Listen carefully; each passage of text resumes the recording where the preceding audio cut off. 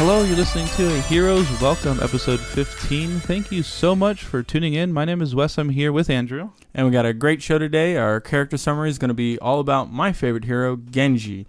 We got some competitive play to get to, some news, and even patch notes. Right, so our strategy is all about Genji, which, if I'm correct, is your most played character. Yeah, I played a ton of Genji, especially in the beginning in quick play. I haven't played him so much in competitive play, but definitely my favorite character. I love his play style, just very agile, just very good flanker. So it's definitely one of my favorite characters. Right, so how's your games been this week? How's Overwatch been? I've had a lot of really good games this week, actually. I got into a group with some people and played quite a few games with those people, and I had some good games. I've had some bad games too, but mostly they've been pretty fun, definitely. Had some really close games. So it's been a fun week so far. Yeah, I've been having a great time and mostly competitive this last week. Right now I'm at a 69, which I'm pretty happy with. Getting pretty good quality matches up there, seeing some familiar faces, and it's really fun overall. Yeah, definitely. Having a lot of fun so far. All right, so let's get this show started. Let's talk about news, right? Let's get into news. We had a little patch, Yeah, just a little bit of changes, but some important changes, definitely. Right, so let's talk about Ana. She got quite a bit changed, right? So her rate of fire increased by 20%. I remember we talked about her last week, and I was kind of saying how it sometimes feels a little off when you scope real fast and try to shoot, because you can only shoot once a second. So if you've previously fired and try to scope and get a quick shot, and if you fired within the last second, it felt like it was a delay or like your left click was broken or something. Yeah, it felt very different from what we're used to with somebody like Widowmaker being the other sniper. So they definitely, I think, saw that and decided to increase the rate of fire, and it definitely changes the way she feels when scoping and unscoping, and just firing in general is a lot different now. Yeah, so I like that quite a bit. So, and it also increases her healing output, right? So if you're able to shoot a 20% faster, then your healing output's actually high, and she already had one of the highest, really high output already. But yeah, definitely, I think a lot of people are still getting a hold of her and trying to figure her out. So I've seen quite a few people play Ana. I played her a little bit, but she's definitely not an easy character to play, as we mentioned before. She's one of the higher difficulty skill ceiling heroes to play. So I think a lot of people are still trying to figure her out, and I think once they do, she's going to be pretty strong. So. Right. So another change they made, which goes with that, is her ammo gun increased. Now you have 10, so you're reloading less often. Right. So reloading a lot less often. It just helps out overall with her output as well. Just a quality change across the board for her. I think they expected her to be really strong in probably internal testing, and it just kind of fell a little bit flat when she released. So I think they're just trying to bump her a little bit and make her more plausible in the meta. So I feel like she was strong, even the way she came out originally, and this obviously makes her better, but you got to be real careful, because you're assuming people aren't going to maximize her potential right away, right? But everyone else has a head start with the other 21 characters. So I thought it was pretty quick. They bumped her up a little bit, but I don't think she necessarily needed it, but now she's definitely in a better spot. And yeah, as I said before, I don't think she needed it. She was pretty strong to begin with. I think a lot of people just were having issue trying to fit her into compositions and such, especially because, specifically in competitive play, a lot of people didn't like to see Ana because she's such a new character. And, unless you really have a hold on her, you're really bringing your team down. So, yeah, she definitely doesn't need it, but it's just cool that they did it. Kind of gives her a little bit more, playability and such. So I think we'll see a lot more of her. Yeah, and Ana was banned, originally right away because some tournaments had already started, and, brand new character could disrupt things. But now, we're at the point where we're starting to see, she's available to play. And it's very interesting. I like it. Yeah, I'm super excited about that. As we said before, Ana is a completely different character. She brings a lot of things to the table, and I cannot wait to see what coordinated teams will bring with her on the teams. Right. So there's also one other change with her sleep dart. So pretty much targets will no longer instantly recover when they're damaged. So there's a half a second delay. Right, so it just stops it from immediately being broken, so that you at least get some kind of effect out of using sleep dart, not having one of your teammates break it. So. All right, and McCree was also the only other change, right? Quite a bit of changes, right? So his primary fire, the damage fall off range decreased. So before he was kind of not really sniper range, but kind of close to sniper range, Right, he was really in line with 76, so they kind of backed it off a little bit. As I mentioned, he's still a lot higher than he was when he first launched, but he's just a little bit less. I think they wanted to kind of reel that back a little bit. I think they overshot it a little bit, and they don't want to take too much away from, I think, Soldier. I mean, I think if you compare the two, McCree and Soldier, having McCree have the same range, but just such a higher damage output, it just really takes it away from Soldier. So yeah, so the 10 meters is the amount of damage fall off range that was decreased. So the damage is actually reduced is unchanged. That's all the same. Right, so same damage, just the effective range kind of. And I don't know about you, but like changes like this, usually you go to the little practice range and kind of see, where the threshold's at. It's just like anything else, right? You just test it out and. Yeah, it's just a little bit of feeling it out and trying to figure out exactly where that range is. But, I mean, his range is still really good. I mean, McCree is devastating in that range. So, all right, so they also changed the alternate fire, which is, the topic I've talked about in the past. Right. I mean, it's one of the things that has changed with him quite a bit, just all around the alternate fire, because, again, he was super strong beginning when he came out with the flashbang alternate fire combo. So, definitely, they changed that on a previous patch to kind of nerf that a little bit. But they're kind of bringing back, they're increasing the rate of fire on alternate fire another 15% extra. So yeah, so Fan the Hammer is going to be a little bit faster. Right, so it's a little bit faster, so it kind of makes it more viable in a lot of situations, specifically flashbang or stun situations. You will be using the alternate fire again. Right, so the Phantom Hammer's fire rate's a little bit faster, but that combined with the flashbang change, because they also reduced the recovery time. So after you, what that means is the amount of time after you flashbang and doing another action, right? So the increase of rate of fire of Phantom Hammer with the reduction of recovery time, I think what that pretty much means is there's going to be opportunities where right-clicking is better than not right-clicking. Right, which is what we've been asking for ever since they changed the combo to kind of get rid of that, the overpoweredness that he had against the tanks. As we said before, the Fan the Hammer was completely useless. So they first made the change last patch to kind of, make the recovery time less and to kind of feel that out. And they still felt like it needed a little more damage increase to be worthwhile, as you were still seeing people left-click. So now definitely... the Fan the Hammer flashbang combo is back, definitely. So watch out for that. Yeah, so I did a little bit of testing myself. I don't see myself or find myself playing McCree a ton. I'm kind of a support main. I'm playing a lot of Zenyatta and stuff. But the way I understand it is, when you actually get a flashbang on a flanker like a Genji or a Tracer, you could actually right-click them and they'll actually die because you're able to get another bullet off within that stun duration, and that's going to be enough. Right, so it makes it viable for killing the flankers and such, the people with, lower health, but it's not going to totally take out a tank, which is perfect. It's the way it should be. Yeah, I mean, if even a Reaper, 250 health, if you flashbang him, he'll probably be able to shift, after stun duration. Yeah, but the low health targets.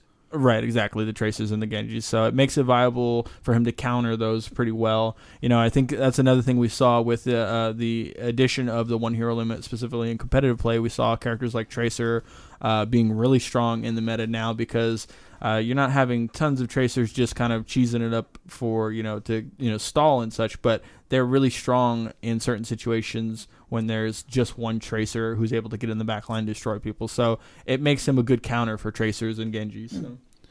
So that pretty much sums up the patch notes, right? So Anna got, buffed. Most people look at the McCree as a nerf. It is pretty much a nerf, but obviously there is a buff to his Fan the Hammer, but he's still good. Still seeing him in tournament play pretty often. I mean, honestly, the fall off range, I think, needed to be reeled in. He was just too devastating at that range. People were getting picked off from like super far away. It was a little crazy, but I think he's in a really good place right now. Hopefully, we won't see too many more changes for a little while, and we'll get to really kind of fill him out and see how things work out with him. But I like playing McCree. I'm definitely going to be playing a lot more McCree. So. All right, so in other news, we have the top 500 feature added. So people who did some beta testing saw this feature. Pretty much what it is it has like a unique symbol that represents when someone's in the top 500 of the ladder. It's like a goldish yellow thing. It replaces the actual skill ranking. Right, so it just replaces skill ranking, and it's a real clear indicator on their character of, that they're in the top 500. And a lot of people who did the PTR, there was like a bug where like you always see it everywhere, so people kind of know what it looks like. Right, I think we were, on at the same time, and I think you saw it. I had it on me, and I wasn't in the top 500. Yeah, I think the bug is people saw it on themselves. Right, exactly. Yeah. So, but pretty much what it means is, if you hit the top 500, that's been added to the game, and it's going to continue in the game every season. It'll reset every season, right? So you get top 500 one season, doesn't mean you're going to get it next season so much, Right, it doesn't carry over. So, yeah, it's going to reset per season. It's separated per region. So, obviously, if you're in, the NA, it's separate from EU and such. So, it's completely separate per region. Yeah, it's also important to note that they're talking about maybe even having like a ladder, maybe some, visual representation of the ladder, maybe even in game. I don't have that in the show notes, but it's just something that's interesting to think about is having, some sort of ladder, some sort of thing that says, all right, here's the top 100, here's where you stand. Yeah, I definitely think it's a great idea. I would love to see that. I mean, any specific laddering where you can kind of measure yourself is really awesome, especially in a game like this. It's so competitive. Right, so you're able to showcase, your golden little emblem thing, and there's also some other rewards, right? There's like this animated Ilios spray for season 1. Those sprays will be different for every season. Right, so when they release a competitive play, they showed that off, and everybody was kind of oohing and on over that. So they have the regular spray, then for the top 500, they have the actual animated spray, which was really cool. So right, there's also, you can see this in game already, but there's a player icon, right? Special, unique gold little, almost looks like a transformer face. That's what it looks like to me. The little symbol, right? The symbols of the ranks. Right, exactly. So definitely, some cool little additions that they kind of added in. So the question is, now that they have, this feature added in the game with these awesome rewards, is this compelling enough for you, Andrew, to want to shoot for that top 500? Are you going to start grinding? I'm always the kind of person that, like, when I play anymore Overwatch, I very rarely play anything other than competitive. I'm a super competitive person just by nature, regardless of what I play. But I'm not so much with the rewards. I think they're cool. I think if I can get some of these rewards, have the Ilios spray, the top 500 and such, it would be really cool. But it doesn't really make me want to play anymore, I don't think. But, the game's just great all on its own. I play a ton, and I love playing competitive play. I don't play anything else, pretty much. So you're telling me if there wasn't any rewards, you'd still play this game? Oh, awesome. Yeah, totally. I would definitely play this game. Either way, I'm playing this game. That's a good thing. Yeah. The game's just too good not to. You compare it with anything else, it's one of the best games out so far. Yeah. So. It's just I could think in my head like some games where like once you kind of got the rewards and kind of did all the things, it's like, oh, I don't really have the drive to play anymore. There's nothing really to do. Sounds the progression. like a console game, right? That's pretty much how console like games. MMOs. Even like a Diablo kind of game. Once you get all the things. Yeah, it's a good thing. But what we're getting at is like the playing the game itself is the reward, right? Oh yeah, for me it is the awesome plays, the cool experiences.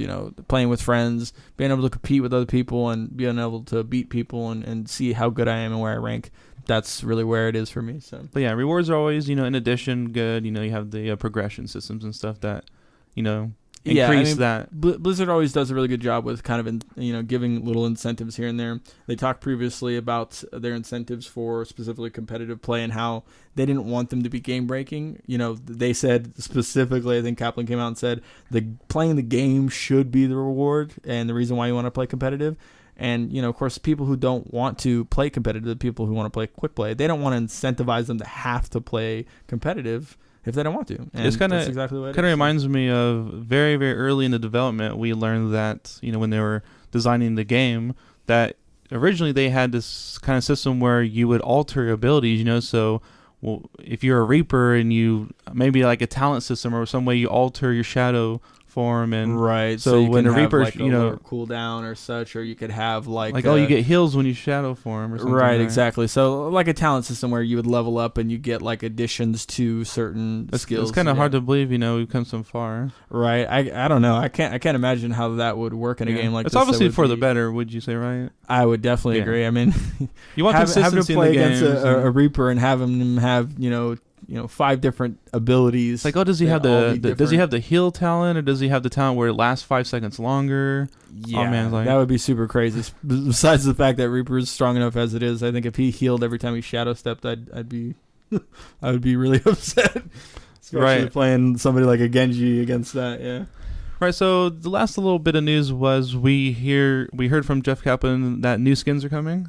Yeah, so it's just a little tidbits. I'm always excited to hear new things coming to the game. Of course, anything addition to the game is awesome. Specifically skins. I think I said before, I'm not crazy about the skins that are in the game so far. I think there's some really cool ones. Tracer is really cool. I think the one I got for Roadhog is really cool. But overall, they could definitely use more skins. And so it looks like some are going to be on the way pretty soon here. So. Right, so he did mention legendary and epic skins are coming soon. I think he talked a little bit about rare skins and how they're kind of tied to the hero releases. So these like the blue quality skins. So you probably won't see like a big patch like, there's 20 more color variations in a rare, even though that would fill up your loot box crates even more, Right, yeah, I think they're specifically talking the legendary and epic skins, more of those. So definitely, those are usually the better skins. There's some cases where they're not. But I found myself liking more and more the epic skins more than the legendary. I've been playing a lot of Zenyatta, and I have multiple legendaries where I have the Ifrit, I have the Raw, but there's a skin called Ascendant or something like that, Ascendant, and I actually like that one better. That's what I've been using that one now. Yeah, there are some characters. I'm not sure which one it is of the Tracer that I really liked. The lime green one with Tracers. That's sporty. I actually like the Posh one better, but I like the Posh one better than all of our legendaries. Yeah, I don't know. The collector's edition is good one too. I like that one too, but. Yeah, like the punk and there's some really good skins out there, and it really depends on the character. Like I said, I think like the legendary I got for Zarya was just like, okay, yeah, I'm never gonna use that. So. Sometimes I just like variety too, though. Like I had Ifrit on Zenyatta for a long time. I think that. But you know what I did notice is he has like these huge bracelets, and they actually kind of obstruct the view. Like I know that doesn't bother like 99% of people, but because it does cover some space. You're firing them and you're shooting, so it's like little things like that. Like But yeah, I like the Ascendant one. He's like white and he's got like the rope around his waist. I don't know, it looks cool. But anyways, I know like Reaper, my favorite one's epic. Like Mercy, she has all of hers are really good, but she has really good epic ones as well. Yeah, I think Mercy is probably the one that I would say has the best skins. She has some really dynamic, like different skins. The Angel and the Devil one and stuff like that are really good. So right, yeah. So we're definitely looking forward to new skins in the future. You gotta save up those credits. I don't know about anyone else, but I always sit on 1,000 at least because if new stuff hits the game, I want to buy what I want right away. See, that's funny. I don't do that at all. Like I don't consider the future when it comes to money. I guess that's how I am in real life too, but I don't do that at this game at all. But I'm always sitting on money because honestly, I have not spent hardly any of it. I think I bought a Genji skin, a Tracer skin, and a Soldier 76 skin. We buy things a lot different because I don't buy anything unless it's 1,000, which is a legendary skin, right? And you actually go and buy like the carbon fiber skin or maybe even like little emotes and stuff. Do you buy little stuff like that? The only one I did that with was actually Genji. I bought just a couple sprays because I really liked one of his sprays, one or two of his sprays. So yeah, Genji. As we're talking about now, is one of my favorite heroes. So I went right away. I bought the skin that I liked, and I bought some of his stuff, and even emote that I really liked with him. But I haven't done that with anybody else. So. Okay, yeah. So pretty much save up some credits, so when the new cool stuff comes, you could buy it up right away. Definitely. All right, so let's get into the competitive scene, change gears a little bit. Let's talk about the Overwatch Open, right? So I just saw this. This just ended a few hours ago. So this is the second qualifier, right? It's ran and organized by E-League and Face It. The games I caught were the North America ones. The finals was Cloud9 versus Luminosity Gaming, LG. And there were some pretty good games. Cloud9 did take them 3-0. Right. But, they were good games, and Cloud9's, maybe a league ahead at the moment, but they were good games.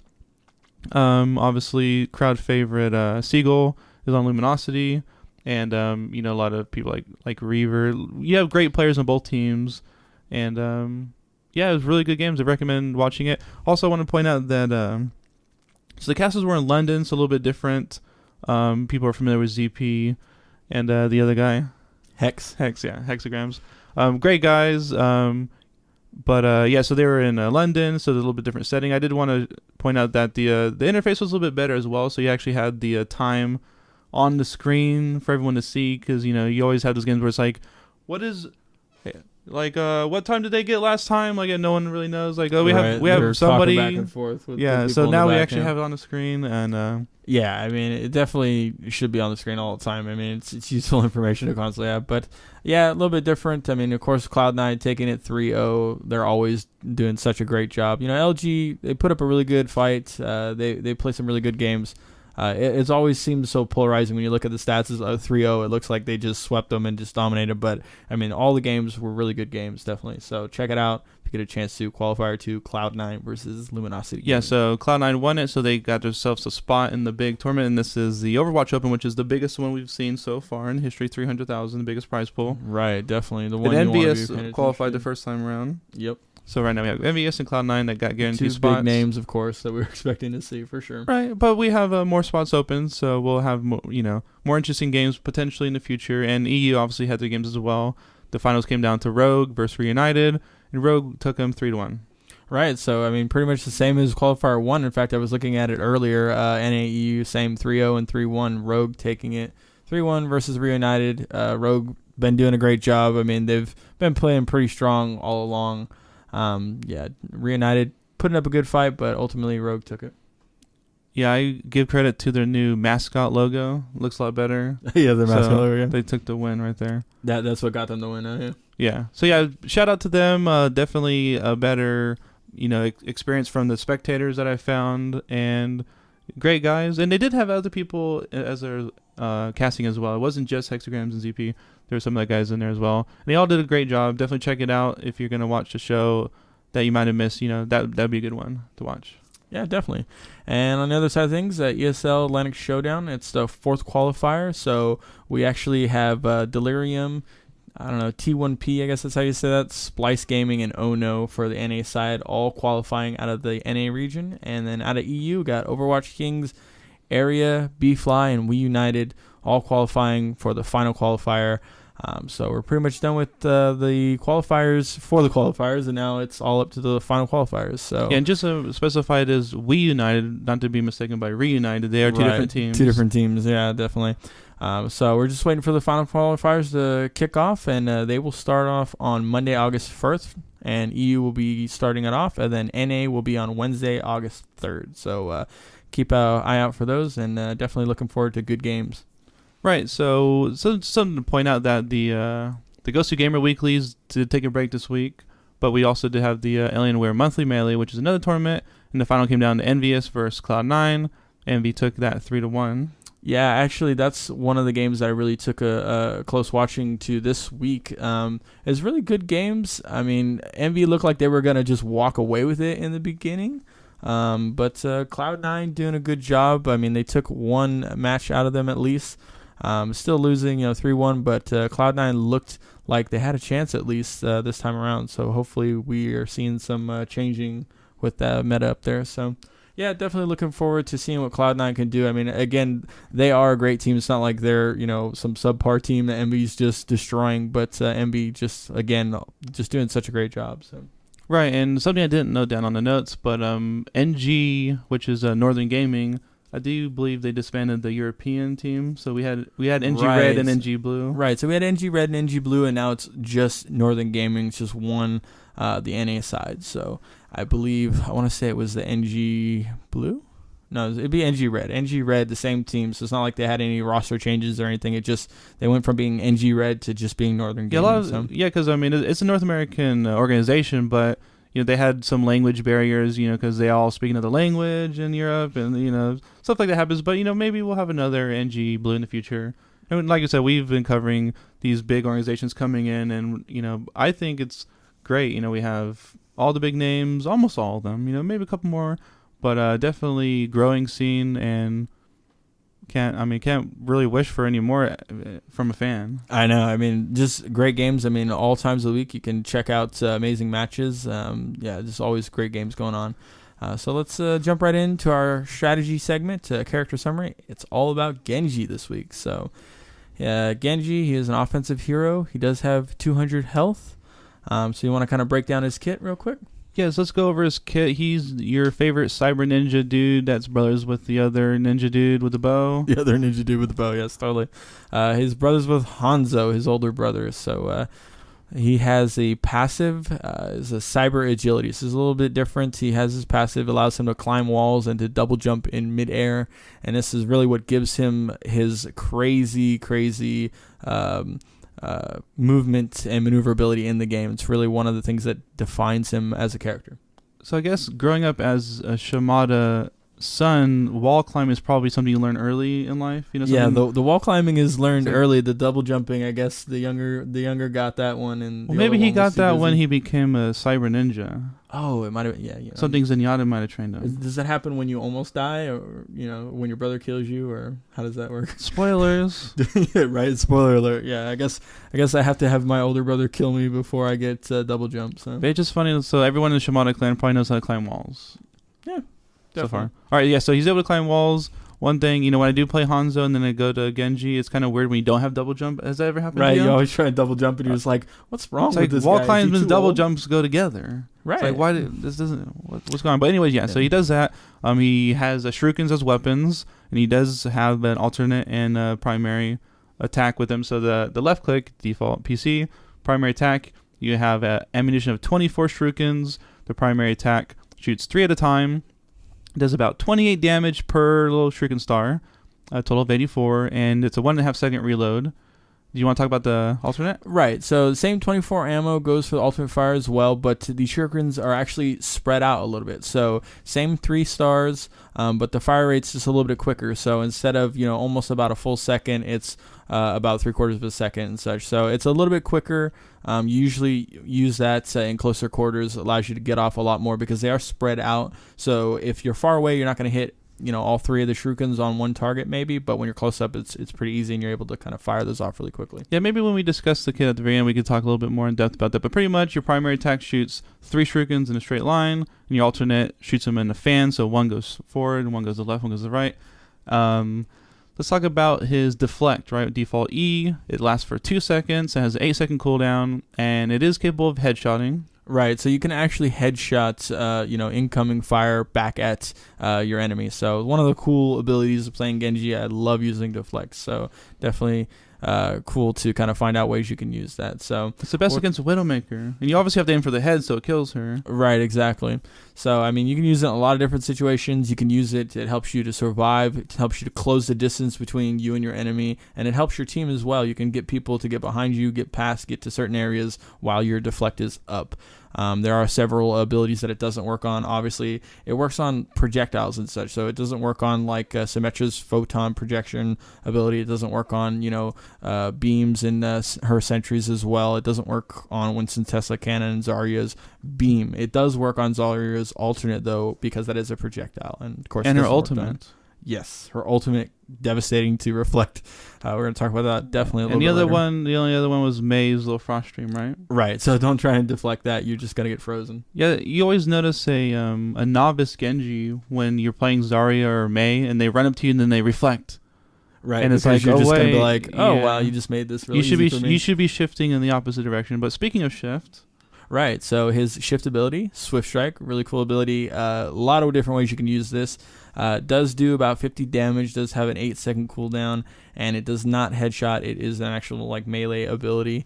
But you can actually use this as a movement ability as well, and we're going to talk a lot about that in the character discussion. But you can definitely use that a lot of different ways.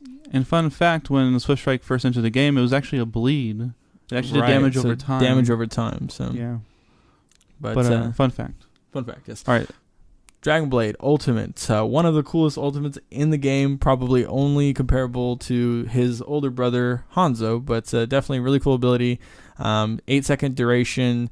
You're able to basically unsheath your sword that is on your back that is pretty much useless until you have your ult, which is really funny. He just has that sword. Maybe it has to charge. It has to charge, right? It's an electronic blade or something, yeah. It's got batteries. It's got batteries. Yeah, better make sure he's got Duracells in that thing. He pulls out the blade and it's just like, I didn't remember to charge it. Put new batteries in it, so it's useless. But yeah, so it does have an attack rate of about 2 strikes per about 2 seconds. So it's about 1 a second, just under that. Then it does do about 180 per slash, and of course it does not headshot. It's 120 per slash. 120, yeah. What did I say? 180. 180 would one-shot people. Right, so 120 per slash, sorry, and it does not headshot. So definitely really cool ultimate. It kind of pulls out that blade. It's got the little green dragon on the end of the blade, and he just wrecks And he people. yells when he pulls it out. Yeah, I don't know. And it's what important he's to saying, note that like you're kind of vulnerable for a split second when you do push your Q. Right. But a lot of times you're smart because you're up in the air, you're falling down on them or something. You know, you swift strike up, and then you're over them, then you ulti. But just a little bit of vulnerability for a second. Right, so it's one of the things we're definitely going to talk about. It's one of the things that you really kind of have to figure out with Genji. The first time you use it, you're going to find out real quick. There is a downtime between when you push the ultimate and activate it, and when he's, takes his time to unsheath the sword and be all cool like and swing it around and yell in his, Japanese, whatever he's saying. He's really vulnerable. Unleash a dragon, I don't know. That's just a guess. Yeah, something like that, yeah. But, so we can jump right into the character discussion since we are kind of talking about it. One of the things we always mention when we talk about characters is playing to your strengths. One of the most important things. Every character has their strengths, has their weaknesses, and finding that out and using that is the biggest part of playing them as a character. So right, that's how you get the most value. You got to get value out of your characters. So Genji is very mobile. You're going to play on that. You're going to be able to get to positions and placements that a lot of characters can't even get to, and you can do it fast, really quickly with him. So that's one of the things I love about it. He seems very vulnerable in certain situations. He is kind of a really thin character to play because of his health. He definitely can be very vulnerable, but at the same time his maneuverability makes up for all that.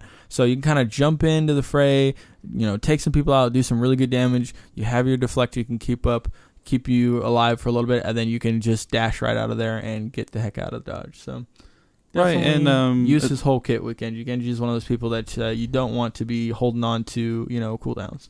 It's something you combine with other skills like your knowledge of maps, your map knowledge. Something like that with Genji is going to be way more to your value. Yeah, I think that applies for most of the flankers. I mean, Tracers, Reapers, Genjis, you definitely...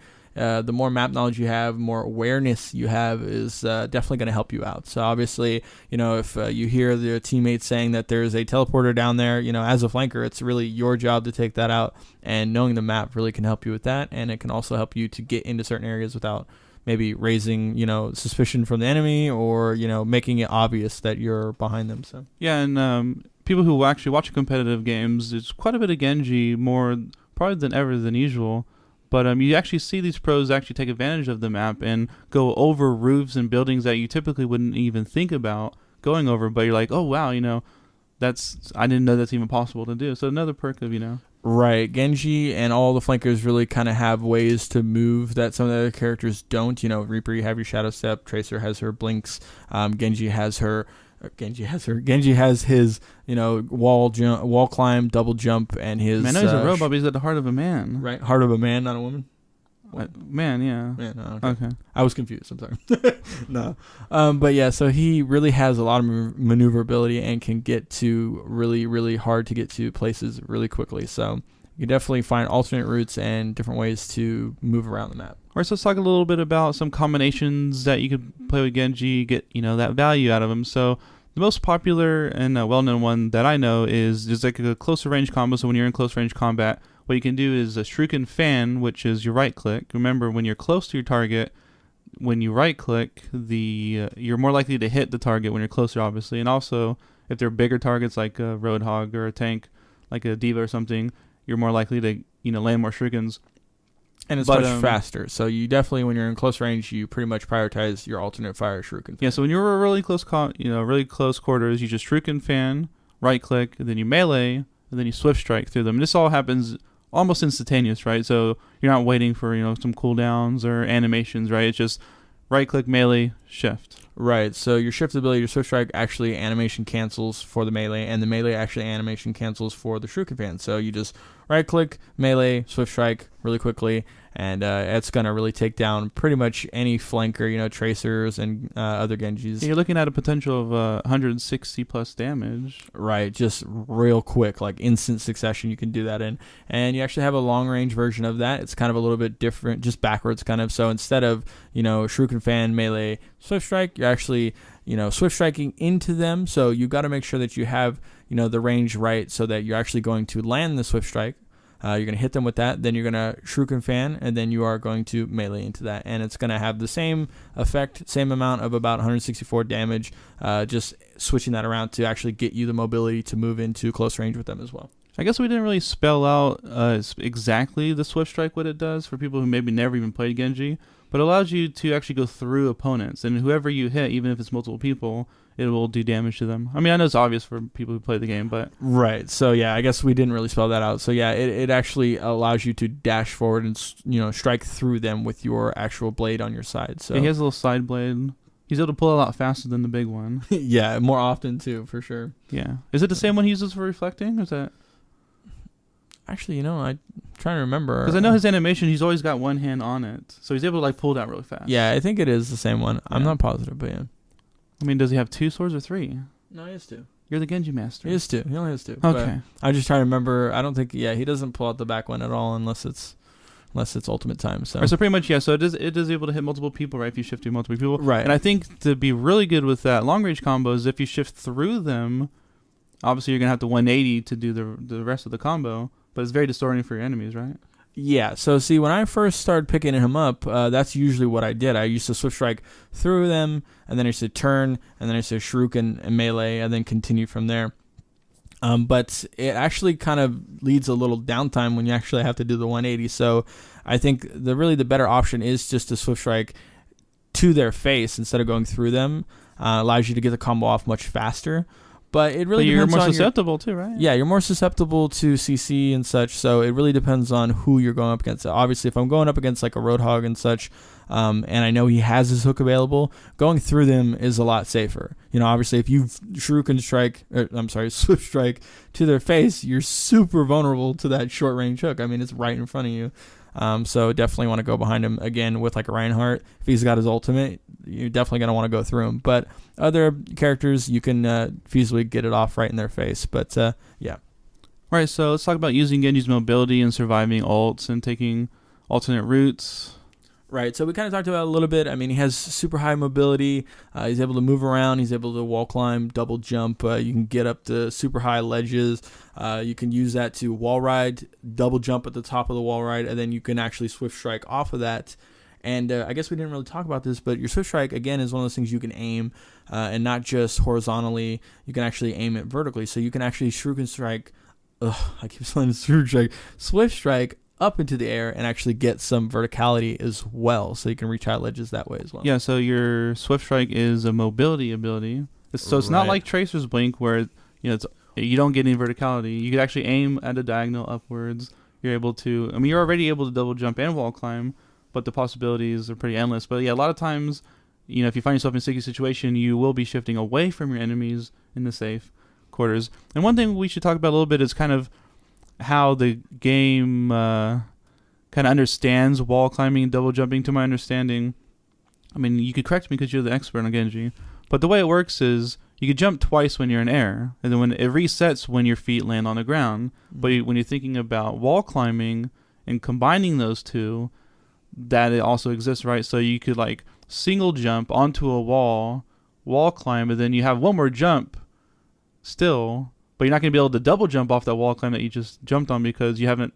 landed on the ground yet. So it pretty much always resets when you land on the ground. Right. So the way it works, to my knowledge, at least with the amount of gameplay that I've done, is you can only double jump once per touching the ground, but you always have a jump available off of a wall. The same thing applies to wall riding or wall climbing.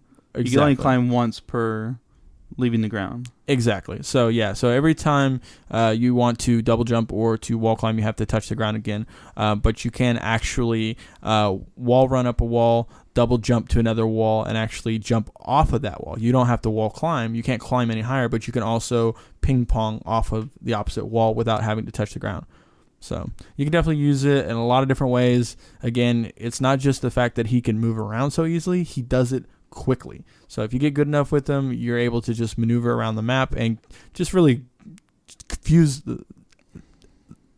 people really, really well. So right, so drive a lot of people crazy. Yeah, so definitely uses mobility. Obviously, map awareness and map knowledge, knowing those places that you could get to, are going to help a ton with Genji. Yeah, and again, same kind of thing like with Tracer, knowing where the health packs and such, knowing the map really well, it's going to help you out because, you can't always, rely on your healer to heal you, especially when you're a flanker like Genji, moving around a lot. You don't always get heals, so knowing where the health packs are definitely key.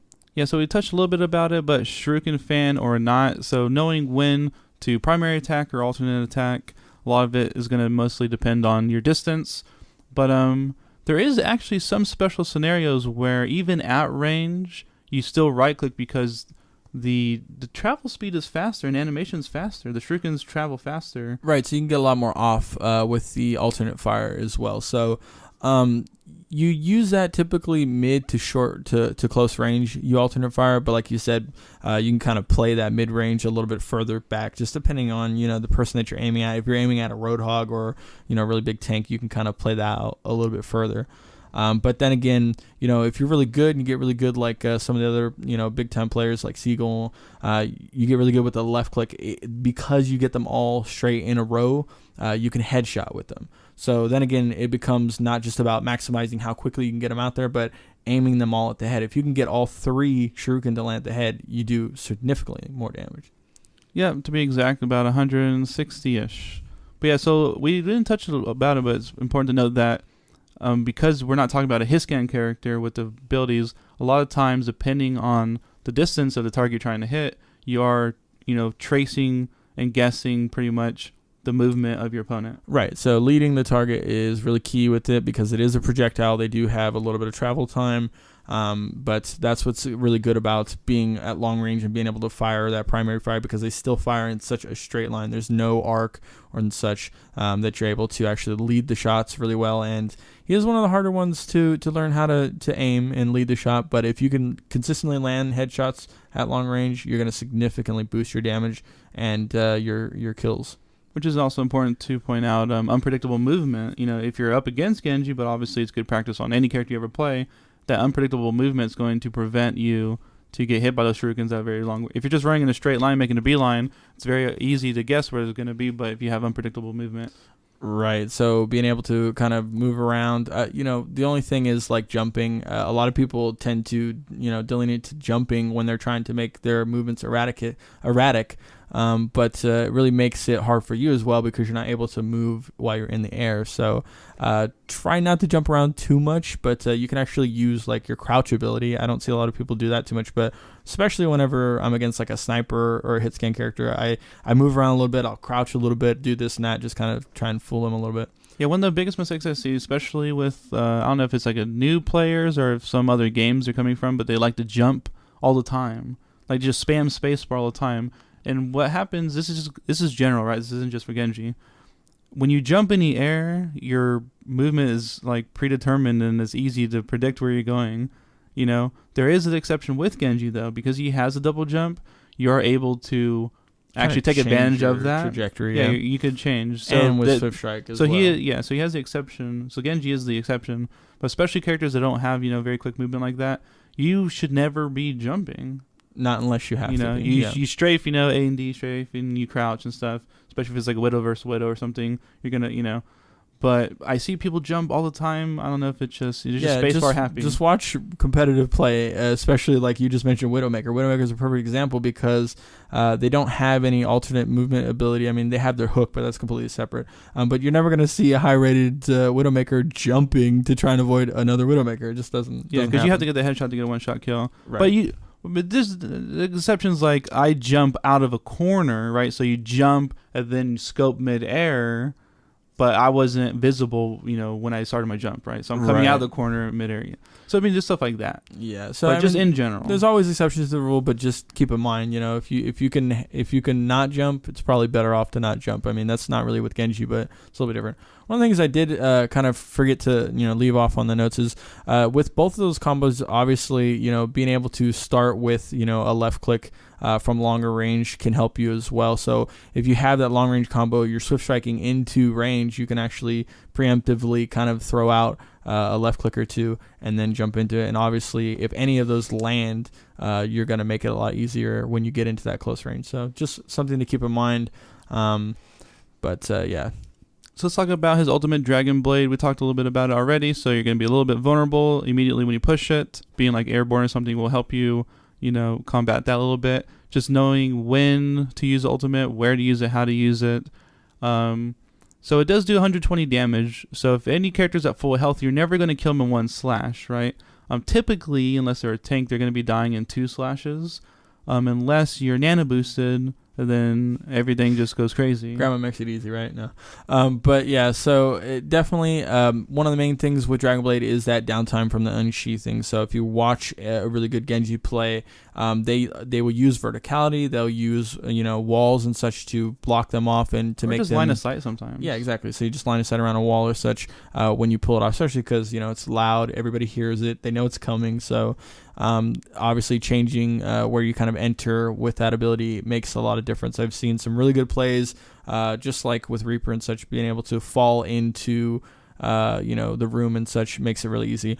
But just one other thing to note is that you can actually use your Swift Strike while you are ulting. So some characters, once you ult, that's kind of all you have. You don't have your other abilities. Genji, you can Swift Strike and you can definitely deflect. So do not forget about those abilities. They are key to using his ultimate really well. I find when I first started playing him, you ult, you have a time limit, you don't want to waste it. You feel like if you're doing anything else, you're wasting it.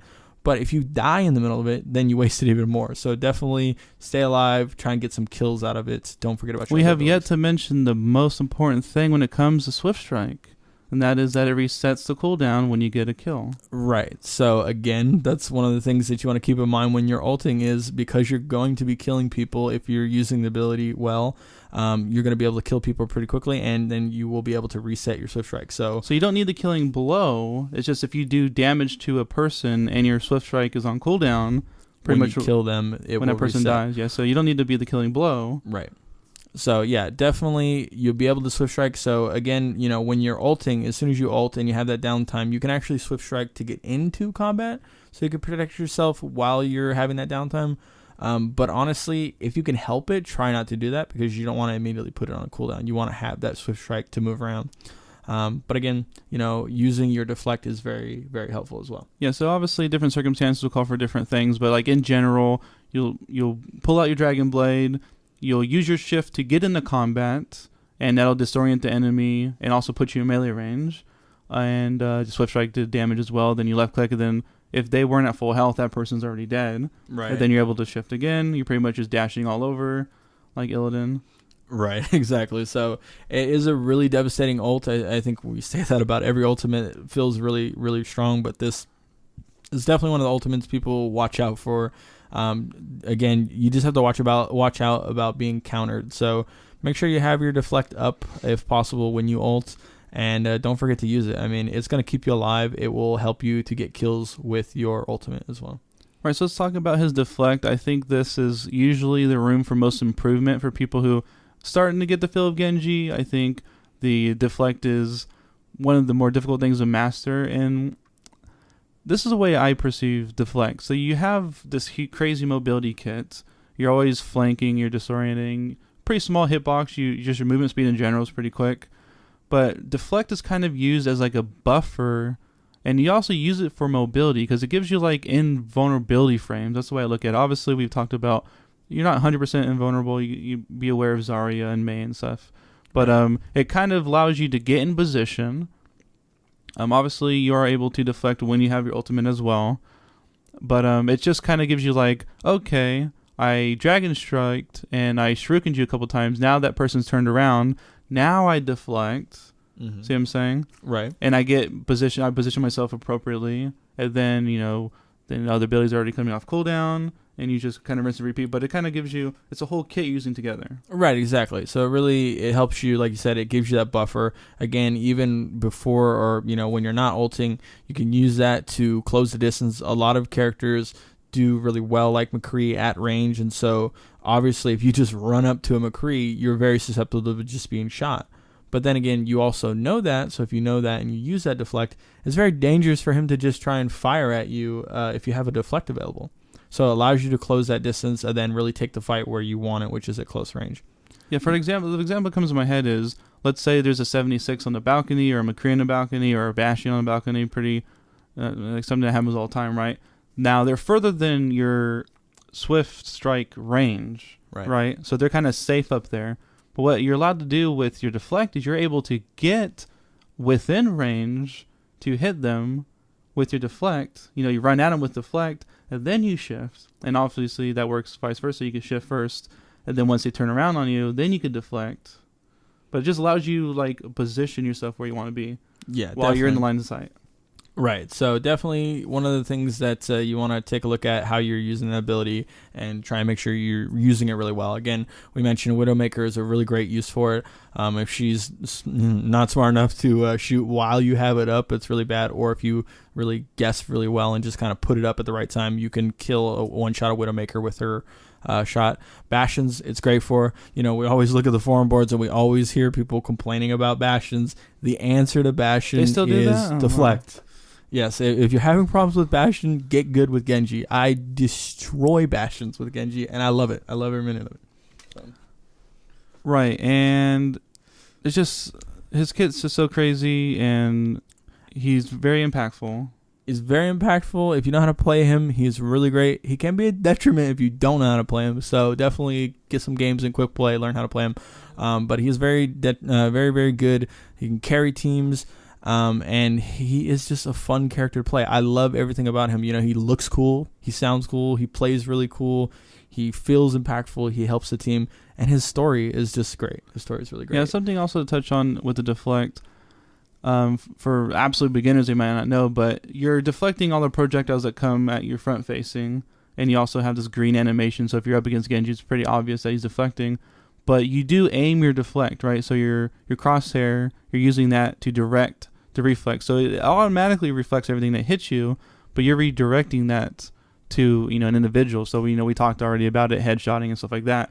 But, just for people who may not know, you actually are aiming those reflex at a certain person ideally. So even if 5 people are attacking you, 5 different sources, you redirect all those to wherever you're aiming. Right, so you aim that back at one single target, which, again, as we mentioned, Widowmaker, if she's, if you're trying to reflect a Widowmaker shot, you have to aim at her head if you wanted to one-shot her as well. So, again, you have to aim it at the Bastion, or you can even use Bastion to take out one of his enemies. I mean, if Bastion's dumb enough to just, dump bullets right into your reflect, and you have this, say Torbjorn or something over in the corner that's really causing you a problem, it's really easy to take him out with a Bastion. So yeah, if you want some next level strategy, the best I got for this guy is McCree does fire his ultimate from right to left, right? His Deadeye. Right. So what you're able to do is you're obviously able to deflect that, and you obviously are aiming for his body. And unless this has been changed, when I ran tests a long time ago, the way the McCree Deadeye works is it's like 100% kill. It's percentage based, right? So every 1 second is 100 damage. You get the little timer. But what I'm saying is, if you have 1 health and you only need that's a fraction of a second, if you deflect that, it's still going to kill McCree because there's 100% of your health. It'll be 100% killing him. But the next level strategy I was talking to you about is he does fire from McCree's perspective from right to left. So if there's multiple people and friendlies, you're able to save your friendlies' lives by positioning yourself to the left of them and deflecting and killing McCree. Because obviously you can still kill McCree with the deflect, but what if you already killed your Mercy that's to your left of you? Yeah, so keep an eye out for that. I mean, if you have the option to do that, although you do kind of have to watch that because he has quite a bit of time, not a lot, but he has enough time to actually wait out your deflect. Yeah, the duration is 8 seconds, just much longer pop than your 2. deflect right away. You actually have to time it, which it's some mind game there because if he knows you have your deflect up, he could pull it early, maybe not kill everybody, but then do a lot of damage. So you kind of have to wait it out a little bit before you pop your deflect. But if you're to McCree's left and you pop that deflect, you're going to save your team and you're going to kill McCree, hopefully. So yeah, I think the way I generally do it is, if you're at full health, you have 200 health, that takes 2 seconds. So you pretty much wait about 1.5 seconds, and then you deflect. Right, because what he's looking for is that skull icon that says you're going to die when he pops this. So and that 2 seconds is enough to buy your mercy time to, Guardian Angel somewhere else or line of sight. It's just buying you time for your party. Yeah, and again, you can deflect a lot of different ults. You can deflect a Zarya ult. You can actually even deflect a Mei ult, which is really kind of cool. It's hard to do, but you can do that as well. So you can deflect, obviously, a Soldier 76 ult. A lot of different ults that you can. You can't reflect another Genji ult. No, you can't do that. The sword's gonna not care about it. Yeah, he's got a bigger one than you. Yes, he does have a bigger sword than you. But yeah, then of course Roadhog as well. You can deflect. So I think that's pretty much it for Genji. Who are we doing next? Next week we're gonna be doing Diva. Oh yeah, the tank. Yeah. So definitely check that out next week. We're gonna be talking about Diva. I think it's a perfect time to talk about her. She just got some changes. Be interesting. Yeah, a lot of people like Diva a lot. And she's doing really well now with her changes. We covered her with the patch, because she got a lot of changes. But we'll dig dive down deep and kind of show you the next level strats with her. So definitely look for that next week. Yeah. The next level, yeah. So, and I think that's going to do it all for this show. Thank you guys for listening. Check us out next week, and we'll see you then for sure. Right, so you can expect shows from us every single week. Thank you so much for all the people who have, took the time to write us and reach out to us. We read and respond to all you guys.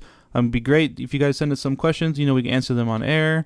You could do that at aheroeswelcomepodcast@gmail.com, and we're also on Twitter at 2 Moon Studios, which is who brought the show to you today. Brought to you by 2 Moon Studios. Right. So 2 Moon Studios, write us, Heroes Welcome, or at Twitter at 2 Moon Studios. And thanks again for listening. And next time. Until next time.